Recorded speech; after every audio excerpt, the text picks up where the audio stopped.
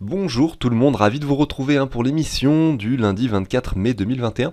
Aujourd'hui, le Bitcoin s'établit à 37 600, il reprend un petit peu de valeur après ce crash express que l'on a vécu ces derniers jours. Regardez, il a repris 10% en une journée, alors qu'il établit moins 16% en une semaine. L'Ether, lui, établit 20% sur la journée, donc voilà, regardez, à 2420 dollars. Effectivement, on avait touché les 1800 hier. Effectivement, on a touché hier des niveaux vraiment très bas et on va aller voir graphiquement aujourd'hui justement un petit peu tout ça. Est-ce que sur du court terme, le Bitcoin est justement en train de dessiner quelque chose? Effectivement, en weekly, on a eu une clôture hier qui était assez négative. On va voir ce que ça peut signifier pour les semaines qui viennent également. Est-ce que il faut rester confiant ou pas sur les crypto-monnaies? C'est la question qu'on peut se poser. Regardez, si on regarde le top, donc 30, on voit que sur une semaine, on n'a que du négatif sur toutes les crypto-monnaies et ce que sur une journée, on n'a que du positif. Ce qui signifie bien que, vous le savez, c'est bien une rivière qui coule et que quand le Bitcoin descend, tout le reste descend avec. Si ce n'est pas pire, vous l'avez vu, la volatilité du Bitcoin a augmenté et les autres crypto-monnaies ont perdu encore face au Bitcoin et donc ont pris des pourcentages bien plus importants par rapport au dollar. Regardez, moins 25, moins 35, 45, 55, vous voyez, alors que le Bitcoin est à moins 16. Donc on est quasiment sur du x2, deux fois plus environ. Donc c'est vraiment intéressant à constater et c'est à chaque fois comme ça que ça se passe. Et j'en profite également pour faire passer ce message. Il faut faire très attention quand le Bitcoin redevient volatile. Généralement, les altcoins perdent par rapport au Bitcoin. Alors quand c'est vers le bas, ça fait très très mal. Et quand c'est vers le haut, ça va au final. Et je vais réexpliquer ce que je viens de dire, mais sur une représentation graphique pour que ce soit un petit peu plus clair. Ici, on était en septembre, ici, nous étions en décembre. Là, je suis sur l'altcoin dominance. Ça veut dire que quand nous avons des bougies rouges, les altcoins perdent de la valeur par rapport au Bitcoin. Ici, pendant cette période, on a des altcoins qui ont perdu beaucoup de valeur par rapport au Bitcoin. Si on regarde du top jusqu'au bottom, moins 50% quand même.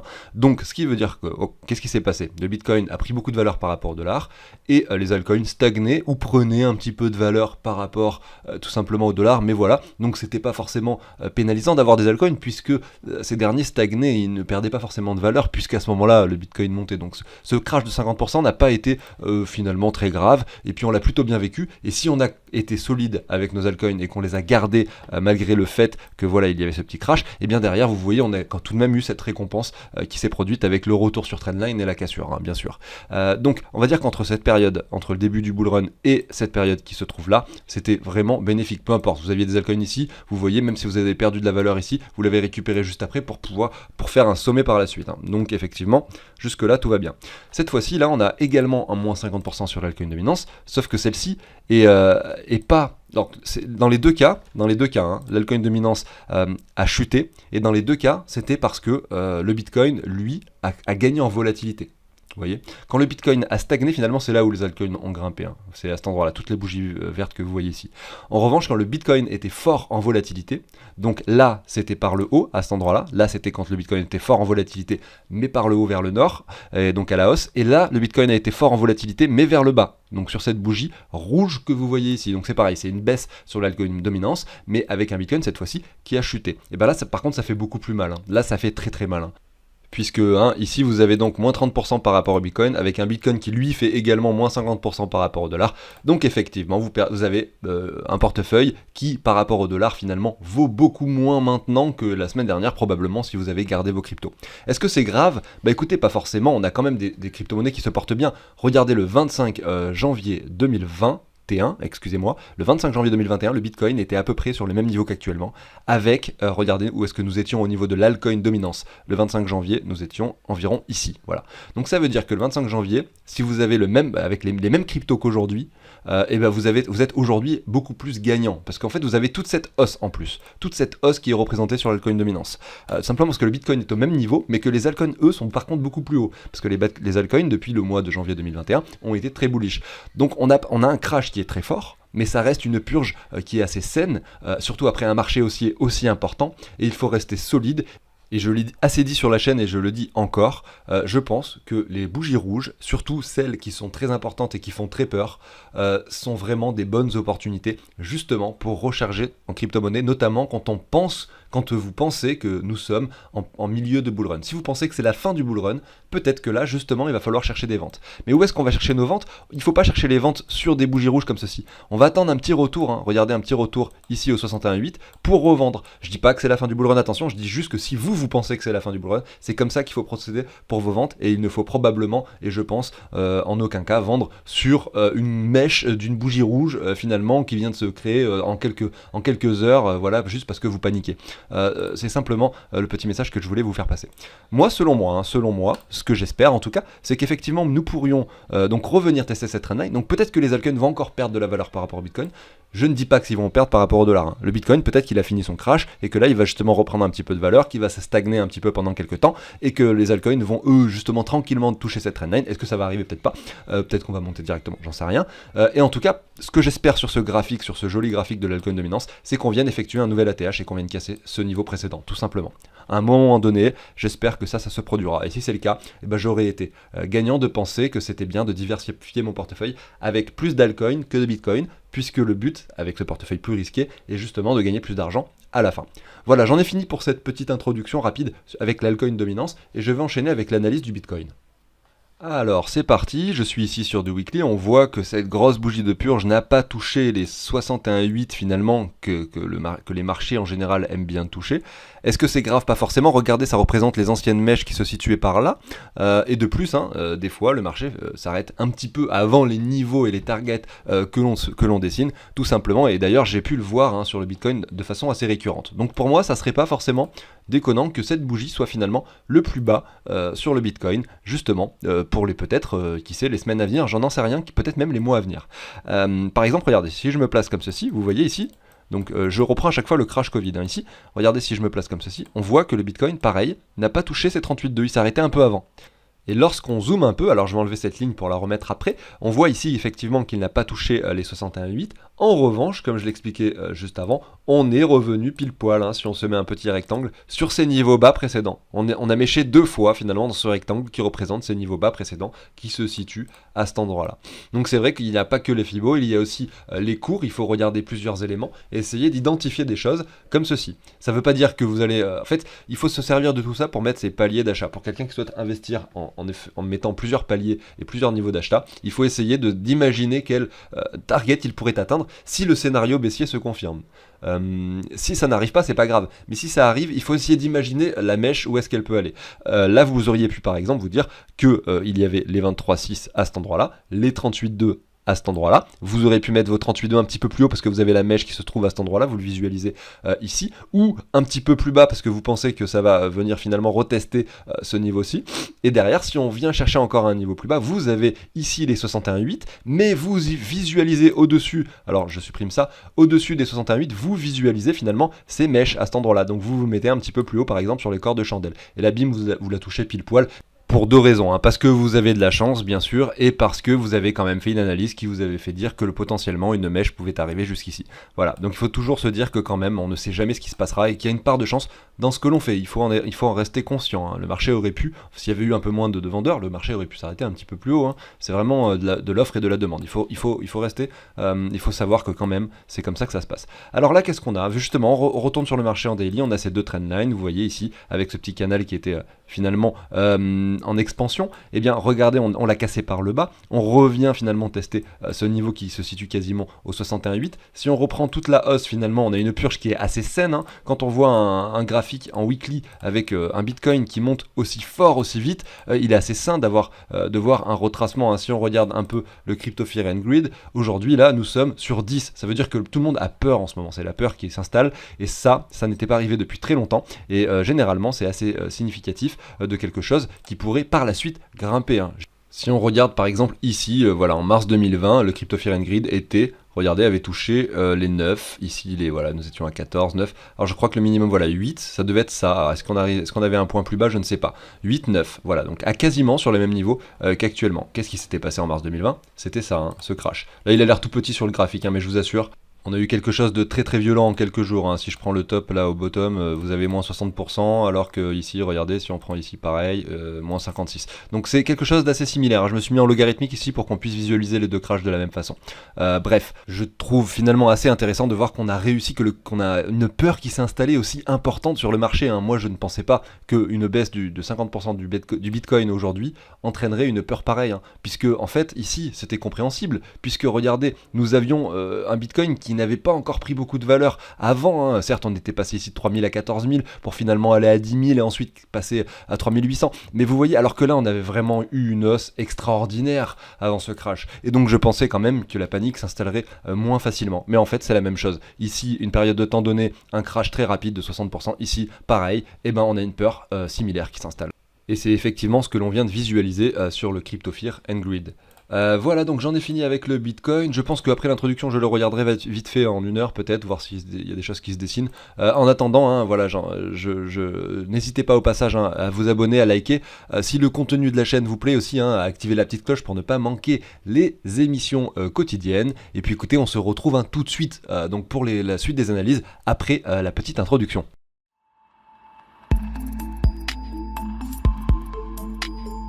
Mais avant de continuer, et comme d'habitude, je vous présente un petit tableau que je vous partage sous l'échange et donation. Ceux qui l'ont déjà ou ceux qui ne sont pas intéressés du tout, vous avez la barre de lecture, vous avez le timer indiqué et vous passez à l'étape suivante directement. Et pour les autres, je vous montre rapidement. Ça permet de récapituler donc votre argent sur un seul et même tableau, hein. Si vous avez de l'argent sur plein de plateformes et que vous avez plein de cryptos, ça vous permet simplement de tout avoir sur un seul et même endroit.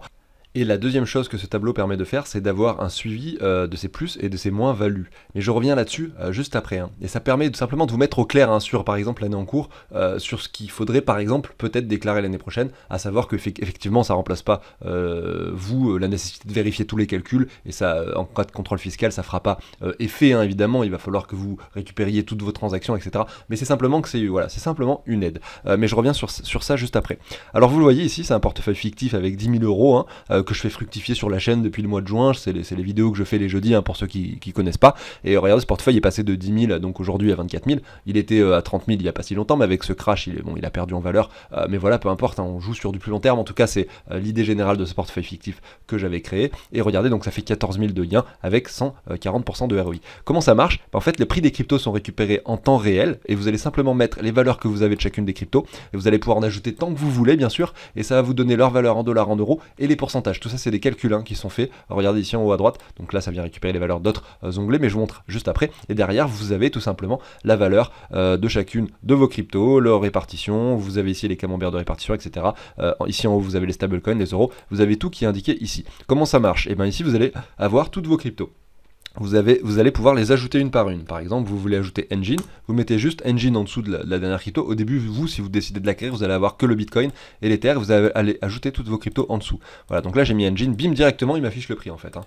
Voilà, c'est comme ça vient récupérer le prix automatiquement. C'est un tableau qui est sur Google Sheet, et c'est ça qui est également intéressant. Derrière, vous allez dire, voilà, sur Engine, je possède sur la plateforme 1 150 Engine, sur la plateforme 2, j'en possède, excusez-moi, 100. Voilà, donc je vais enlever le U, hein, que j'ai mis bien sûr, et donc ça vous fait un total de 250 Engine, vous voyez, et bah directement vous retournez sur le tableau de bord, 250 Engine, la valeur en dollars, en euros, le pourcentage, et donc ça l'ajoute à votre portefeuille de façon automatique, hein. C'est ajouter le montant ici avec les gains, etc. Tout s'est actualisé automatiquement. Voilà, donc ça c'est pour la première partie, et la seconde c'est pour avoir le total investi. Ici, et ben tout simplement vous allez aller sur l'onglet calcul plus-value, et vous allez dire, voilà, ce jour-là j'ai acheté 10 000 euros de crypto, donc j'ai fait une transaction, j'ai changé 10 000 euros contre 10 000 euros de Bitcoin. Ensuite avec mes Bitcoins j'ai fait mon schmilblick, j'ai acheté d'autres cryptos, etc. Peu importe, mais vous mettez toutes les transactions que vous faites par rapport à l'euro pour savoir combien vous avez investi au départ, tout simplement. Et quand vous allez faire des ventes, et ben ça va vous calculer les plus-values. Par exemple, ce jour-là, vous allez vendre montant de vente donc 2000, vous récupérez 2000 euros, simplement vous récupérez 2000 euros, vous vendez des cryptos pour 2000, et ben vous le rentrez ici, vous mettez la date, et là vous allez mettre simplement le montant de votre portefeuille au moment de la vente, à savoir 22 406, c'est ce qui est écrit ici en haut à gauche. Donc je l'indique ici, et bim, ça me dit automatiquement la plus-value. Voilà, vous voyez. Et ça donc c'est assez intéressant, hein, parce que vous allez mettre toutes vos vos ventes de l'année par exemple, et vous allez voir ici le total tout simplement. Donc ça va, donc si je simule une deuxième vente, hein, regardez, je récupère ici 1000 euros, je vais mettre ici donc la valeur, donc effectivement ça sera pas la même, hein, parce que je vais pas faire la même vente le même jour, et puis si je vends des cryptos j'en aurai moins, donc il va falloir que je les retire donc d'ici de valeur sur échange, et donc voilà, ici je vais remettre le même montant, puisque bon, peu importe, et ben voilà, vous avez la plus-value qui se calcule, et l'addition des deux qui se met à cet endroit là. Alors vu que vous avez fait des ventes, votre total investi finalement est réduit parce qu'il y a une partie donc qui n'est donc pas la plus-value qui est retirée du total investi. Mais je détaille tout ça ici et également là-dedans où j'explique pas mal de choses, notamment si vous voulez faire des choses sur le tableau, ajouter des coins, machin, etc. Tout est expliqué en détail. Il y a un petit tuto avec une FAQ à cet endroit-là. Ce tableau, hein, il y a donc un tutoriel vidéo que j'ai fait avec qui permet donc tout simplement de vous expliquer comment le mettre en place. Hein. Tout est bien clair. Vous avez mon mail, vous pouvez m'écrire s'il y a quelconque problème. Donc voilà, n'hésitez pas. Et je ne l'ai pas dit avant, mais vous voyez, il y a plusieurs onglets sur le tableau. Là, je navigue en fait entre les onglets. Ici, vous allez rentrer ce que vous avez. Là, vous avez les prix de vos cryptos. En fait, ils sont tous liés les uns aux autres. À chaque fois que vous allez rentrer une crypto ici, simplement, ça va l'ajouter sur les autres onglets. Par exemple, ici, je vais écrire n'importe quoi. Et bien, regardez, ici, pareil, ça va l'ajouter également ici. Donc, vous voyez, tous les onglets sont liés. C'est comme ça que ça marche. Et sur le tuto, j'explique vraiment tout en détail. J'en ai fini avec ça et je vais continuer. Alors on est à nouveau sur le Bitcoin, on va le regarder rapidement en 4 heures et en 1 heure, ensuite on va les faire, donc on va les voir tout simplement les indicateurs long terme, et ensuite on va passer quelques altcoins. À savoir qu'en ce moment, hein, il y a probablement également des opportunités à saisir de partout, même si c'est le moment où on a le plus peur d'acheter, c'est généralement quand on a le plus peur, finalement, que des fois, c'est le meilleur moment, hein, c'est souvent comme ça, et c'est pour ça que souvent on n'achète pas au moment où justement il est préférable de le faire, et c'est ensuite qu'on se dit mince, j'aurais dû le faire, je le savais en plus, c'est juste qu'on avait eu peur à ce moment-là, parce qu'après un crash pareil, tout simplement nos sentiments et nos émotions sont touchés, et c'est ça aussi le problème. Alors, juste pour vous dire, là j'ai parlé pas mal de temps du tableau que je vous partage, hein, pour la simple et bonne raison que j'en ferai référence sur les vidéos d'après pour en parler moins longtemps ensuite, voilà, donc c'est pour ça.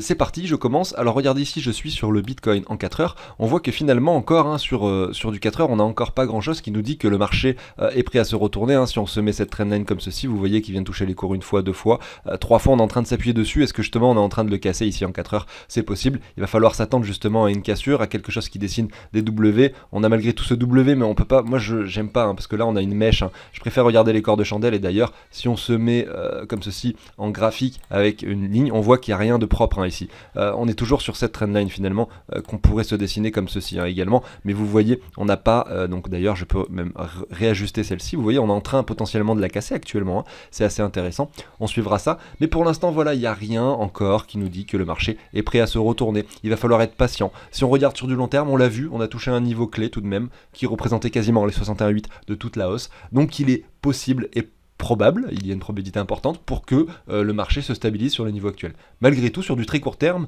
il n'y a rien qui nous dit que là on est déjà prêt à le faire, en tout cas sur le 4 heures, hein, voilà. Donc ça c'est ce que je voulais vous préciser.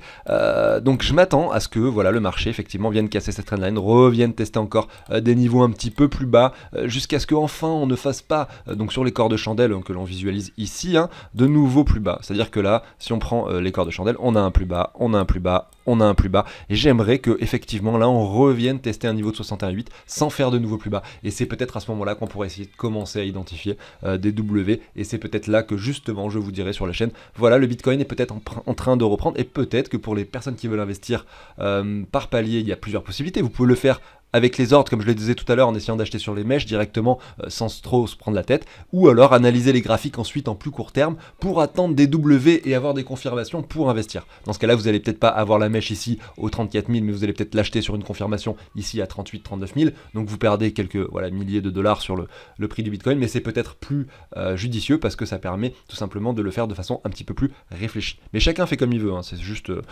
il n'y a pas une solution meilleure que l'autre, hein. Il y a peut-être une des deux personnes qui est plus flemmarde que l'autre aussi également, mais en même temps ça c'est pas forcément gênant. L'important c'est d'avoir une stratégie et d'acheter par palier selon moi, et il n'y a pas plus à faire, un peu, je pense, que lisser ses achats pour limiter tout simplement son risque. Voilà, donc ça c'était pour le 4 heures, et justement on va zoomer encore un peu plus pour voir sur le 1 heure s'il y a quelque chose à dire. Et ben regardez, donc là on avait les corps de chandelle qui étaient un petit peu plus basses, là finalement on a eu le doute, hein, ici sur le 1 heure on s'est dit peut-être que là on peut avoir un W qui se dessine, puisque, enfin attendez, j'ai mal dessiné, vous voyez le W, puisque là on était plus bas qu'ici, malgré tout ça n'a pas été le cas, on vient à chaque fois refaire un plus haut, donc qui est moins haut, un plus bas, qui est plus bas à nouveau. Alors certes, je parle pas des mèches, hein, encore une fois, je parle des corps de chandelle. Et regardez ici, voilà, on vient titiller cette trendline haute, on la casse par le haut, voilà. Mais pas grand chose de plus à dire finalement que pour le 4 heures. Donc je vais m'arrêter là pour le Bitcoin et on suivra ça dans les jours qui viennent pour essayer d'identifier des choses intéressantes.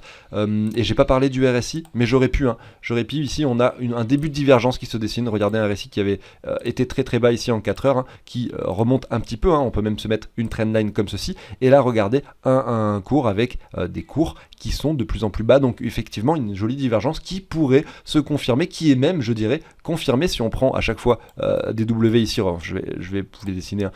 Alors je zoome, hein, sur le RSI pour que ce soit plus clair, hein, Alors on a déjà une divergence, en fait on peut s'en dessiner deux comme ceci, hein. Donc je remets pas les cours, mais à chaque fois là on a un RSI qui est plus haut avec des cours, hein, qui sont plus bas. Et on a au niveau de la ligne haute, voilà, donc là une confirmation un peu plus haut, mais vous voyez c'est léger. Là on confirme à nouveau un petit peu plus haut, c'est léger. Et là donc depuis la confirmation de la dernière bougie 4 heures, qui est donc sur ce petit pic à cet endroit-là, et bien effectivement on a une confirmation également, donc on a cette divergence qui se dessine et qui se confirme. Est-ce que ça veut dire qu'on va grimper? Pas du tout, hein.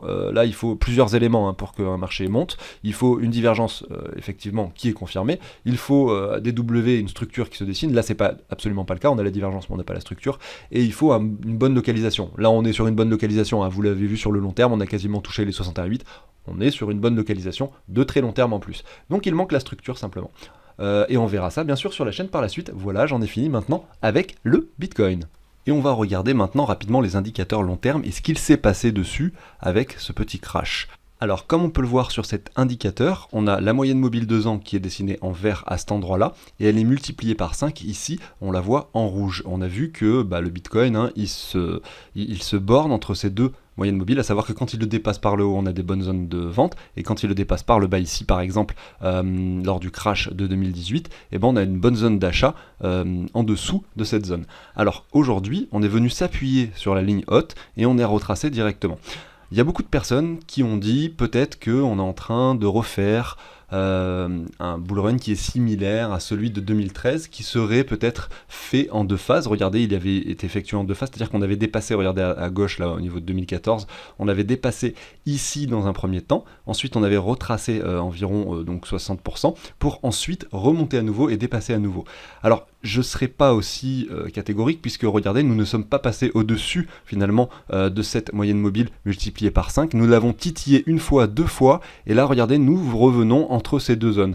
Donc il est vrai que en fait chaque bull run, aucun bull run ne se ressemble, hein. Ici regardez, on l'avait touché une fois, deux fois, trois fois avant de casser par le haut. Là on l'a touché une fois, on retrace plus profondément finalement que lors du bull run de 2018. Malgré tout, quand on regarde les périodes de cycle, hein, donc les cycles durent généralement 4 ans, qui correspondent généralement au halving, avec un top, un bottom, un crash, un bottom et un bull run par la suite qui établit un nouveau top. Il y a 4 ans généralement entre les deux tops. Et ben nous sommes encore très loin, enfin pas très loin, mais encore à quelques mois finalement peut-être du prochain top, hein. Et effectivement il est possible que nous allions s'établir en dessus de cette moyenne mobile multipliée par 5 qui se trouve actuellement quasiment au niveau des 100 000, mais qui est sur une hausse actuellement. Donc c'est vrai qu'on la casse et on a cette moyenne mobile qui pourrait continuer à grimper. Pourquoi pas aller chercher des niveaux plus élevés que les 100 000? Bien sûr c'est jouable, hein. Entre 100 et 200 000, le Bitcoin pour ce bull run c'est encore jouable. C'est pas un crash de 50% qui doit faire douter de votre stratégie initiale. Et on le voit ici sur les indicateurs qu'il n'y a tout de même vraiment rien d'alarmant. Si on zoome un peu, regardez, on voit que voilà, on peut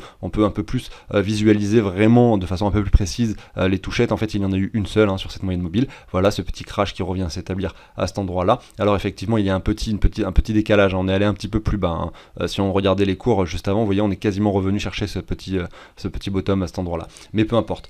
Et si on regarde ensuite les autres indicateurs, par exemple celui-ci, les zones à chaque fois de vente seraient matérialisées par ces lignes rouges qui rentreraient dans ce rectangle, donc ce graphique en rouge là qui rentrerait dans ce rectangle rouge également, qui est représenté en partie haute. Regardez, on n'y est pas encore, on a au contraire, on est venu à s'arrêter bien avant. Regardez comme c'était le cas ici en 2018, avant finalement de le percer, d'aller dans cette zone finalement où on a fait le sommet et où il y avait des bonnes zones de vente. On n'y est pas encore ici, on le visualise, hein. Regardez ici, ça zoome également.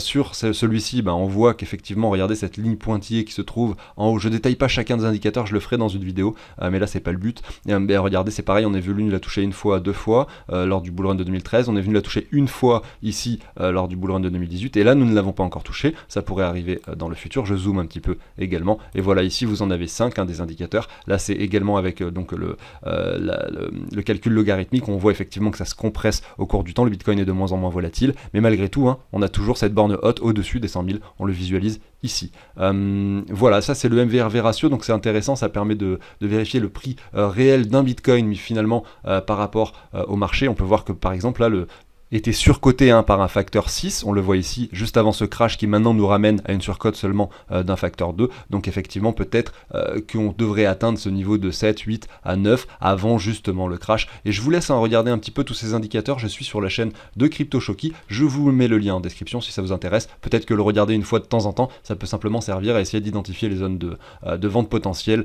de ce bull run, si jamais il est amené à continuer et qu'effectivement on atteint des niveaux critiques sur ces indicateurs, peut-être que justement ça serait le bon moment pour commencer à regarder les paliers de revente, bien sûr, et c'est ce qu'on fera bien sûr au quotidien également sur la chaîne, ne vous inquiétez pas.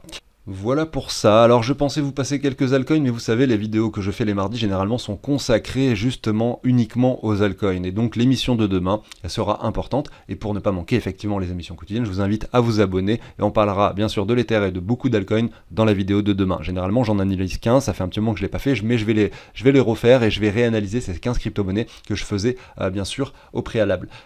Écoutez, je vous souhaite à tous une très bonne journée. Pensez à vous abonner si ce n'est pas déjà fait et que le contenu vous plaît. Sinon bien sûr si ça ne vous plaît pas, vous pouvez aller voir d'autres youtubeurs qui peut-être font du contenu qui sont plus appropriés à vos besoins. Chacun est libre de faire ce qu'il veut, et écoutez, je vous souhaite à tous une excellente journée et je vous dis à très bientôt sur la chaîne. Salut tout le monde.